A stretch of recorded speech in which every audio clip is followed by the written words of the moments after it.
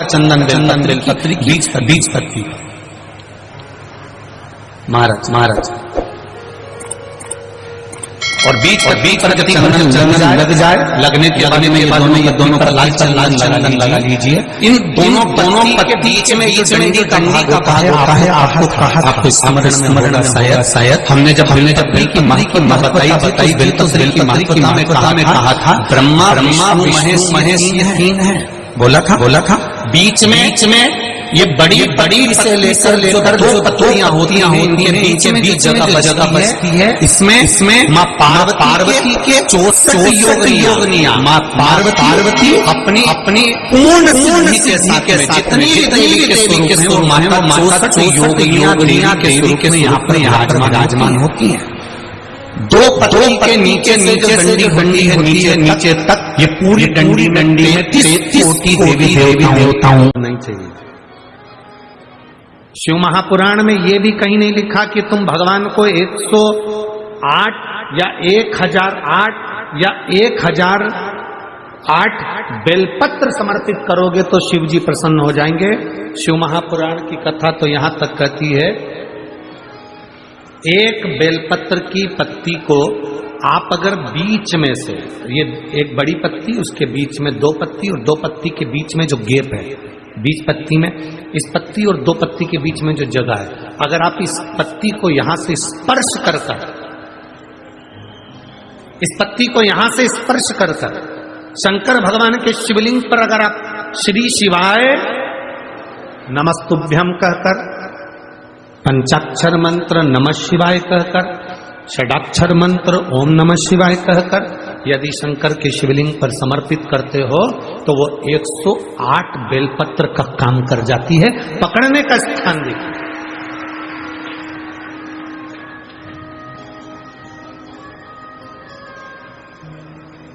ये स्थान की बड़ी मूलता है जो थोड़ा सा समझेंगे अपन, थोड़ा ध्यान देंगे तो ये जो स्थान है ये बड़ा मूल माना गया। बेलपत्री की बड़ी पत्ती, नीचे की 2 पत्ती, उसके बीच में जो खाली डंडी जो दिख रही है, इसको अगर पकड़कर बेलपत्र समर्पित कर रहे हैं तो 108 बेलपत्र के बराबर हमें फल प्राप्त हो रहा है। 108 बेलपत्र। और समझिए, मान लो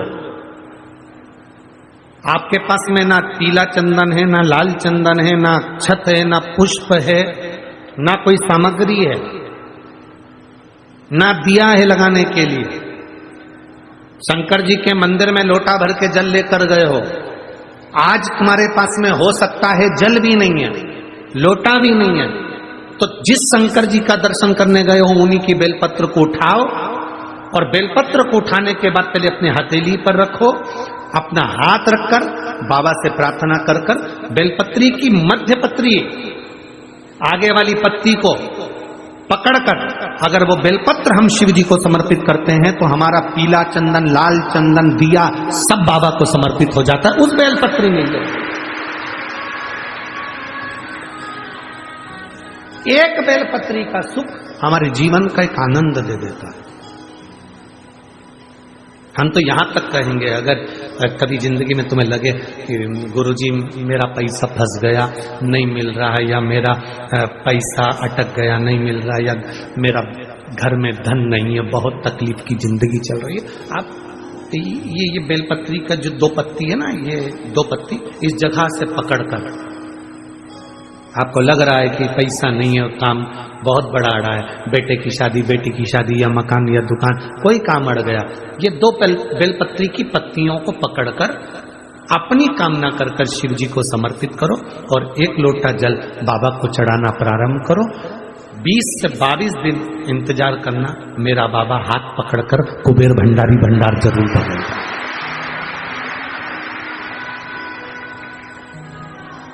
दो पत्ती को पकड़कर,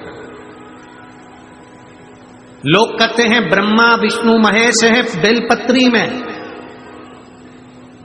शिव जी के 3 नेत्र हैं बेलपत्री में, शंकर भगवान के त्रिशूल की 3 कोर है बेलपत्री में।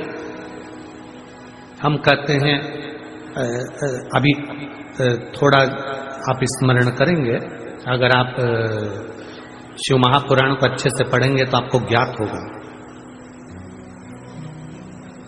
कुबेर को धन देने वाले कौन है?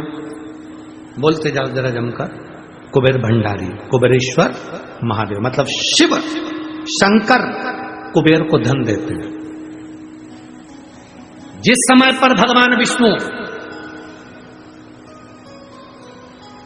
संपूर्ण विश्व के कल्याण के कार्य करने लगे, कुछ नहीं हाथ में रहा, तब लक्ष्मी से उन्होंने धन लिया। आपने वहां तिरुपति बालाजी की कथा सुनी होगी, लक्ष्मी से धन।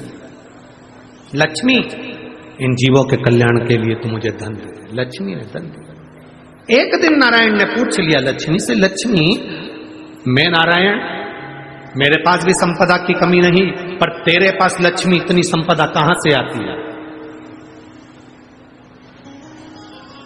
तेरे पास इतनी संपदा कहां से आती है? लक्ष्मी जी कहती हैं, मेरी मां ने, मेरे पिता ने मुझे केवल एक ही बात सिखाई थी, किसी के आगे हाथ नहीं फैलाना है, शंकर की स्तुति करना है। लक्ष्मी जी कहती हैं, जब मुझे जरूरत पड़ती है मैं कुबेर को साथ में लेकर पहुंचती हूं। बेलपत्री की ये बीच वाली पत्ती है शिव, माता लक्ष्मी और कुबेर, उन दोनों के सामने हाथ पसार कर कुबेरेश्वर महादेव से मांग रहे हैं, भगवान शंकर से मांग रहे हैं। लक्ष्मी जी कहती हैं, वो शिव मुझे प्रदान करते हैं दोनों हाथों से, और मैं वो लेकर आती हूं जनमानस के कल्याण के। जब हम शिव जी को बेलपत्र चढ़ाते हैं तो इस तरह से पकड़कर, जब हम कामना कर कर चढ़ाते हैं, इन दोनों पत्ती को लक्ष्मी और कुबेर का स्मरण कर कर, कुबेरेश्वर बाबा का स्मरण कर कर जब हम शिव जी को समर्पित, हाँ थोड़ा सा ध्यान देंगे, बेलपत्री की जो डंडी होती है वो शिवलिंग पर जब चढ़ाई जाए तो जब हम दो पत्तियों को पकड़कर चढ़ाएंगे तो इस डंडी का मुख जहां अशोक सुंदरी की जगह है, जहां से पानी बहता है, इस डंडी का मुख उस ओर होना चाहिए, बस इतना जरूर है। तो डंडी का मुख उस ओर हो जहां पानी बहता है।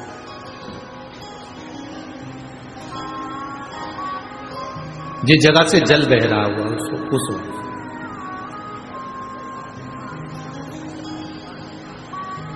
बीस 22 दिन प्रैक्टिकल करना। सियोर वाला महाराज कहीं झूठ तो नहीं बोल रहा है? पकड़ना चाहिए, अगर झूठ बोले तो तुरंत पकड़ लो। हे महाराज, अगला पत्र तुम ऐसे ही भेज देना, ओ महाराज झूठ बोले थे, तो पकड़ना चाहिए। कहीं सियोर वाला महाराज ने झूठ तो नहीं कह दिया? बेलपत्र को कहां से पकड़ना है, किस स्थान से पकड़ना है, किस जगह से पकड़ना है और कैसे बाबा को समर्पित करना है, उसका भी वर्णन हमारे शास्त्रों में लिखा हुआ है, जिससे हमें फल की। देखो ये बेलपत्र, कई लोग कहते हैं ऐसा क्या होता है कि यहां से पकड़ोगे तो ये फल मिलेगा, यहां से पकड़ोगे तो ये फल मिलेगा, यहां से पकड़ोगे तो ये फल मिलेगा। हमारा कहना इतना सा है, जब बॉटल चढ़ाते समय यहां नस नहीं मिलती तो यहां देखते, नस यहां नहीं मिलती तो यहां देखते, सुई बॉटल चढ़ रही है, नस ढूंढना है, यहां देखते हैं। फिर देखा कि यहां एक नस है, उसमें सुई चुभाई, बॉटल चालू करी, थोड़ी देर बाद ये नस फूलने लगी, हटा दिया, फिर इस हाथ में देखी गई, फिर पांव में देखी गई, अर्थात बॉटल चढ़ना। नस ढूंढो कि वो नस कौन सी है, जहां पर हम पकड़कर बाबा को बेलपत्र चढ़ाएंगे तो हमारा भी जीवन का कल्याण हो जाए। वो नस पकड़ोगे।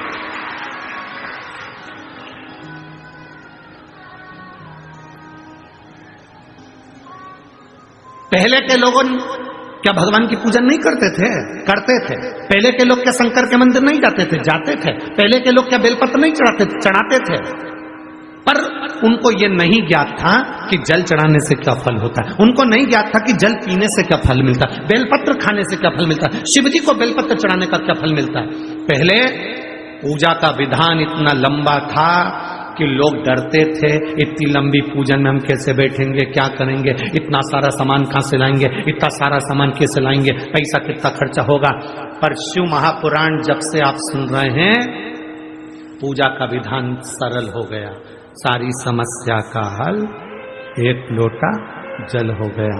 कोई ढोंग नहीं, कोई प्रपंच नहीं, कुछ मत लाओ, तुम तो दिल से बाबा के पास जाओ और पुकारो। उसके मिलने से ज्यादा जरूरी है उसको पुकारना। पुकारेंगे वो आएगा, निश्चित है।